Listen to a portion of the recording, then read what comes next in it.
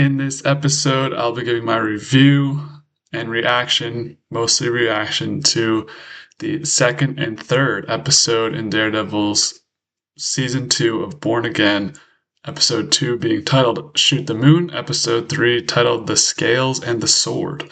So let's get right into these two new episodes that just came out tonight, Daredevil Born Again season 2. I wanted to kind of start this reaction off with, first of all, we're getting two episodes tonight, which, I'm a fan of that. Might as well get two while we can. I was going to start off with some, like, what's the big storylines heading into next week? I don't know. Like, where this story seems a little bit all over the place, in my opinion. I think it's good. Like, it's Daredevil, he's doing his thing. My hopes are we get some more Daredevil fighting. And I think they've involved too many side characters. There's too many side plots going on that I'm like, we just want to see Matt fight. I don't care about freaking Sheila and fucking Kirsten and all these people, and they're cool. Like, I don't have anything against them, those characters, like any particular storylines. Well, do we really need to care about the Doctor? I don't, but I don't know. It feels like maybe they have included 2 to 3 more additional side storylines that are kind of derailing from the main plot of the series. And I'm wanting to see Matt, and you can show me. I used to be a Karen Page hater. I did, but I've turned my ways on her, and now I'm ready to see her fight. Like, I think it'd be cool to watch them two just start from the bottom and try and go after people, which they have been doing. But I don't know. I feel like this show should be mainly focused around Kingpin and Daredevil, and we're like, I don't know. I feel like they're kind of almost like not even in the main characters of the show right now. So that would be my big complaint. But there are some cool stuff that happens, and I thought this was a solid week of 2 episodes. I thought both episodes I gave like a 4 out of 5 stars. They're not terrible, they're not great, they're not like best episodes ever. I'm waiting for that kind of oh shit moment for this show to really pick up. And I think we have to remember that with Daredevil, I've never watched Daredevil on a week-to-week basis. It was at college, just binge watch a season, like half a season basically, one episode ends, you're on to the next one, and that's it. So you don't really remember the specific episodes and what's good and what's bad. So maybe that's kind of the drawback of this Disney Plus algorithm, the way they're doing it. The week by week, maybe it gets a little bit stale, or no, it doesn't wrap you in enough because you can't just go to the next one. And that may vary to your liking of if you like weekly show drops or if you just like shows all coming out at once to binge. But I don't know. You can feel like I didn't want to admit it in season 1. But you can feel there's a little bit of difference in just the way the show has been run since Disney and Netflix, and maybe I'm just falling into that classic nostalgia trap of, what was back in the day was better, and this will never be as good. I don't know. I thought season 1 was pretty solid, but so far this season, only a little bit of stuff has happened. So I'm willing to give it a chance. We still have 5 episodes left, not even halfway done yet. But I don't know. I'm kind of like on a mixed path right now with Daredevil Born Again season 2. Obviously, there are some cameos we should be expecting later on, and I thought that person would show up tonight, but we have to wait a little bit more time for that. We did get some swordsman action, which was cool, so that was interesting. A new White Tiger too. I had no idea that was coming. So maybe that's a bigger storyline heading into the following episodes of this series. Really, a kid White Tiger. That's crazy, bro. And I have to probably disclaimer this video, I don't know any of the comic book stuff, so this is all just new to me. I just watch the TV shows, I just watch the movies and the TV shows, so any comic book crap, don't expect to come here to this channel and expect me to be like, oh, this happens in volume 47. I don't know shit. Yeah, so I think there's a lot of stuff within the episodes we can talk about that's more, willing to this format. So I'm just going to go episode by episode, starting with episode 2, Shoot the Moon. So we have to remember this whole episode 1 was basically this. I don't know why this episode seems so long ago. It was only a week ago. It's based around that ship that was sunk in the ocean. And actually, one of the bigger things I'm looking forward to is this fight that Wilson Fisk is going to have against somebody. It was in a lot of the promos. And I do like that little song they have in the background of the commercials where it's like, I feel medicated, whatever, that song. I need to add that song on Spotify. Anyways, this episode really starts off with Fisk learning about everything that's been going on with Daredevil, and then Cherry's alive, Daredevil's alive, got away again. Seemingly a consistent theme throughout Fisk's life is just he's never going to be able to catch Daredevil. And I don't understand what this his trainer was doing here. Seemingly he's training for a big a boxing fight or something, and I'm sure he'll kill the guy live on TV or something. But before that, he's training with this guy, and this guy, he's using those sort of methods to hype you up, like, oh, you don't want it that much, you're gonna give up on me. First of all, you gave him 30 seconds. He's getting briefed. He's the freaking mayor of New York. But then to egg him on even more, do you know who you're talking to? This guy really squished a guy's head last season. This man's a menace. So with all this information from Buck coming in now, he punches him through the mirror, and I'm worried about the wellness of the trainer because we just see blood in the mirror, shattered glass. Like, is this guy okay? I know killing people isn't much for Wilson Fisk, as we see at the end of episode 3, but why egg him on if you're the trainer guy? Like, you got to know who you're dealing with. That guy has balls, but it ended up in him being injured, so I don't know about that.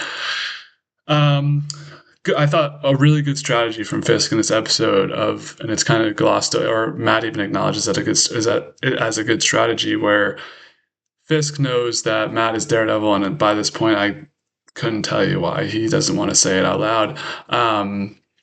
There's like a leverage thing there, but he, instead of saying that to the people, he's going to say, hey, this Matt Murdock person saved my life at the ball last year when he dove in front of the shot with Bullseye. Oh, actually, fun Bullseye episode, this episode too.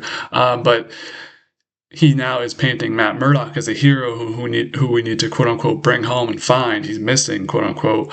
So that's doubling the search. That's like exponentially doubling the search for Matt / Daredevil, because you already have the anti-vigilante people looking for Daredevil, and now you have them also looking for Daredevil, and the other people also looking for Matt for being a hero. So that was an interesting strategy. I thought that was a really good idea by Kingpin, aka Mayor Fisk.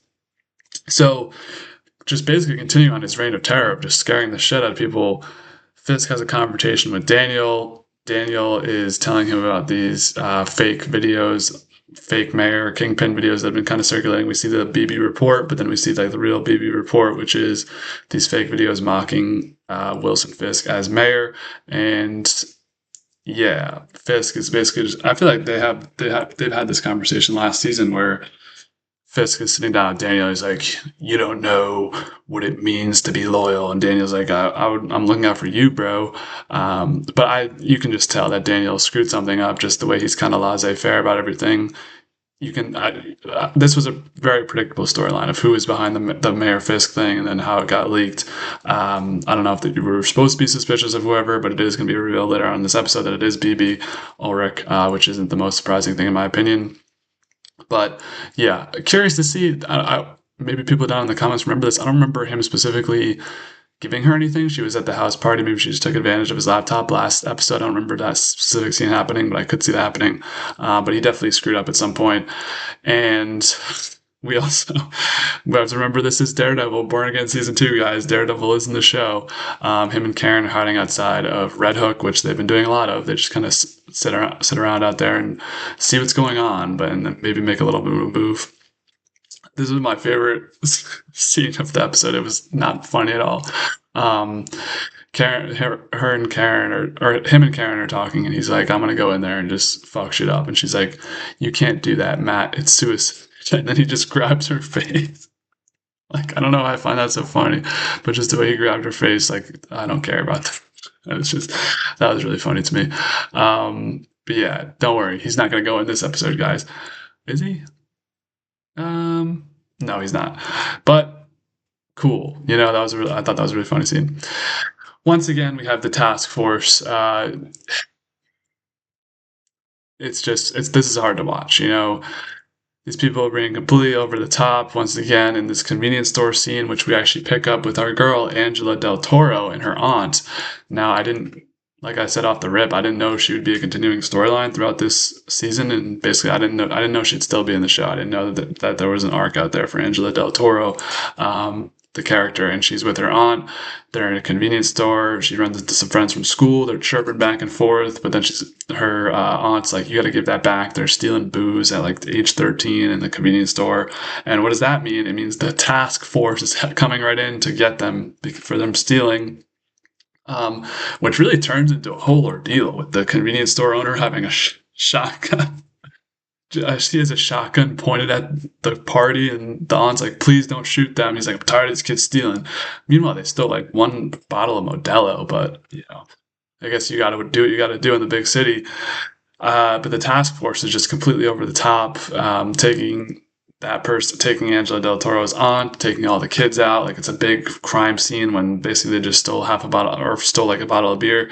And I don't know how they even knew that. They just walk in and like, and they take the convenience store owner. The guy was trying to protect his store because you can't have a shotgun in modern day New York City. God. I don't know what was happening in the scene, really.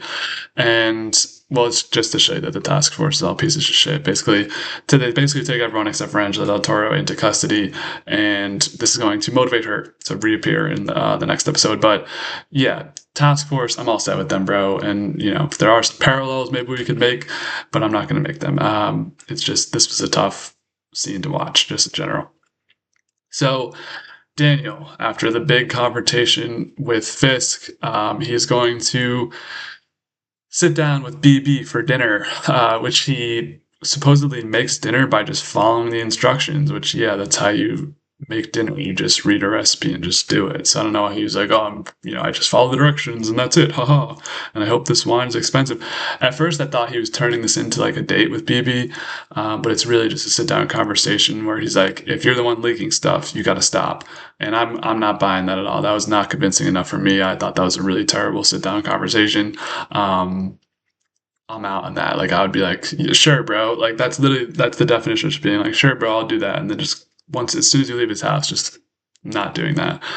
So he thinks it's BB. I think I'm sort of projecting forward. I think that's going to be the storyline for those two, is Daniel will find out that BB is the one doing these reports, and he's going to have to decide whether he wants to turn her into Fisk or be like a good person and not turn her into Fisk. I'm guessing he's going to be a good person just from how they show his character, but you never know. So we get the reveal that, yes, it is BB as the fake Fisk. I think a lot of people were speculating this last week, so not a huge surprise there. That was that was the one predictable storyline for me, so that was a little bit disappointing. I thought maybe they could pull something out of it. I don't know who could it possibly be. That'd be fun. I don't know, but I was expecting it to be BB, and it is BB. So there you go. A notable line from Wilson Fisk comparing himself to one of the greatest villains in movie/TV/ popular culture, Anakin Skywalker. He says he hates sand between his feet. Remember, Anakin hates sand. So some parallels there. Is that, Disney Plus, we have the mojo going of Star Wars and now Marvel? Are we connecting dots there, or is that just a random pull? I don't know. It's kind of this dual scene of him and Vanessa dancing, and then Matt Murdock and Karen Page dancing, blah, blah, blah. Okay. No, but it was cool. Anyways, that felt like that. Like, there was a couple in both these episodes. There were a couple scenes where I was like, okay, that's going to be the end of the episode, and then just kept playing another episode or playing another scene. We had the last, and they really just end these things out with like, I don't know. The format's very basic so far, where it's like, here's exposition, context. Matt fights people, and then we end the episode. How's it going to go next episode? So far, of the 3 episodes, all 3 of them have been like that. But Matt and Karen are with Josie. That her place gets raided from downstairs. Of course, Matt has super hearing, so he hears it up above. Is able to stop them and save Josie. Matt moment in this episode for sure. Him grabbing the machine gun from the 2 task force members, pointing at them. Of course, he's not going to shoot them. He can't kill. That's his code. So he just laughs at them. Or a moment for Matt. And then Karen was able to get some punches in there too. And not only that, she took one captive. So I remember I was talking about Karen doing some bag work last week with the punching bag. Now she's taking him captive too. So she's really stepping her game up. Good to see from Karen. So that's where we ended up with episode 2. Pretty solid episode. Favorite of this episode I gave to Matt/Daredevil. I was going to give it to BB, but I don't know. She didn't really do too much just beside being revealed as the fake Fisk. So obviously default just goes to Matt Murdock unless somebody else stands out. There was a fun bullseye scene of him taking out two task force members. He's kind of like on a side quest, so I'm not really sure how if I can support or hate him when I don't really know what his side quest is yet. My least favorite of this episode, I'm giving to Daniel Blake. I thought bro folded twice. It's hard to like really beat Wilson Fisk in a conversation, but he basically gets intimidated by him, and it's hard to not be intimidated by Wilson Fisk Kingpin. But I thought the conversation with BB was like a terrible attempt at saving yourself and saving the leaks from happening, and obviously this has been bothering Wilson Fisk, so didn't make a strong enough attempt to negate BB from doing this, in my opinion, so he gets my least favorite. Even though he's a affable guy, I just thought, I expect better of Daniel Blake. Come on, man. You had a really strong season 1, so I'm expecting many things from him. Episode 3. Don't have as much to say about Episode 3. I think, Episode 3 probably is the stronger standout scene, but Episode 2 overall was better. We find out through the captive, this episode's called The Scale and the Sword, as I mentioned before. We find out through the captured task force man that there are people in the resistance who want to go anti-Kingpin who are actually within the task force. So it's to the point now we're on episode 3 and there aren't really people starting to stand up for Matt. Where's Jessica Jones? That's the big one I'm waiting for. Punisher just got up and left to go be in the Spider-Man movie. You have Karen Page who's been punching bags, but like, what do we really have here, So there are people within the task force who are willing to help out the cause, help out the resistance. So that'll be interesting. Will they help? Will they be really playing a big factor? Will they have moles in there? I remember that in season 3 of Daredevil, that FBI agent was boss. I think his name was like Mdani or something. No, that's the girl in Punisher. I forget what his name is, but he was a cool guy. So will there be like a mole who can help Matt and help Karen with the task force stuff? They already have the communications. I don't know what else you really need. It's probably just going to have to have someone to get to Powell. I don't know, but there are people who are willing to support, and Matt's like, we're going to let you go and then come back to me in a couple of days. We'll see if you're really about it. So another continuing storyline is this swordsman trial that Jack LaFreni, I forget what his name is, Luke Frayne or something. The guy from Hawkeye, who we're supposed to have remembered and care about, which I didn't at all, but he's just an essential part to this first couple episodes. He is sort of the first one to have this trial of vigilantes. Remember, Punisher locked up last season. Punisher escaped to go be in Spider-Man, but the swordsman wasn't so lucky.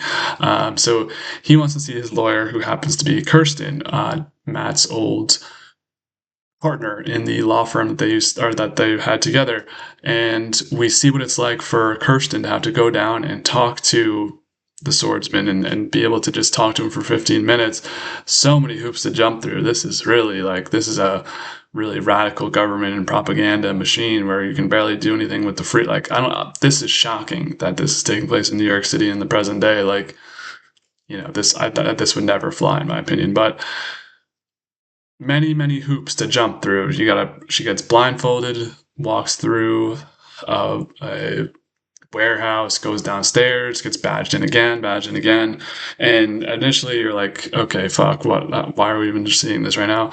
Well, there's a two-sided effect to it. You see how bad it is to try and go talk to your client, and also later on, Matt's gonna reconstruct her steps through his super hearing and stuff, and be able to track down how to get in there. So there's your point of that. And Kirsten, this is a big Kirsten episode, and I don't really care that much about Kirsten. No, Kirsten's fine. It's just like, where's Matt? Where's our main characters? So the trial, of course, starts, and it's just more of a sad state of affairs. People being tainted by Fisk and what he wants, and his new rules and laws are just not allowing it for anything fun or anything freeing or like realistic to happen. It's just like a dictator city basically. And yeah, shocker, he's found guilty. The judge was in The Wire. I think she's the she's one of the main characters in the first couple seasons of The Wire, so that was cool to see her pop up again. Of course, he's found guilty, and yeah, that was a shocker. He gives some good lines though, the swordsman, after he's found guilty. It's a good job by him. We have this big dinner scene, which was a little bit less interesting in my opinion. I guess another character we're meant to care about is the governor of New York City, or the governor of New York, not the city, who is one step above Kingpin, and she is able to pull whatever she wants. She might pull his a little document. I think it's like a porter or something. I forget what it's called on the Red Hook project. So if she pulls that, they're cooked. And so they're at dinner, clashing heads, and we get a scene between Buck and the Doctor. I like Buck. He's just kind of there. Like, he's a cool sidekick character. Do not fucking get with this doctor guy. She's fucked in the head and she's going crazy, and you can't have. And what's she doing with a nail and like looking at Muse's mask and nailing a nail into the wall?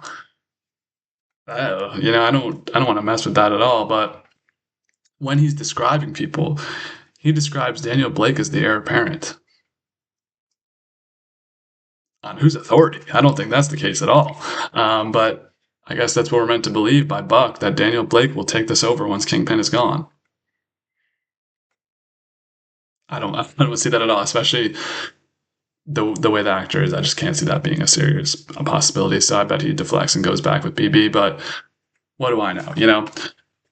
Anyways, the dinner is kind of boring. Besides that, I guess we're supposed to be like, I'm sure people will be like shipping them two together, but the Doctor's a crazy woman, so I'm all set with her, Sherry, or whatever her name is. I'm good. Daredevil, he's able to retrace Kirsten's steps throughout the warehouse, get down to see the vigilantes, and he's able to free them. So obviously some fun Daredevil, like sneaking around stuff, fighting people. We get to see some swordsman action, which was cool. He gets like a piece of rebar or a crowbar, and he just is like throwing it around, twirling it around. So we get to see him in action. I don't know if we got to see much of him in Hawkeye. Honestly, Hawkeye was like a blip on the radar. I just completely forgot anything that happened in that show. But by the way, Wilson Fisk just got shot in the face. Don't worry, he's fine. He's gonna be back in Echo. Whatever. But yeah, cool to see the swordsman in action. I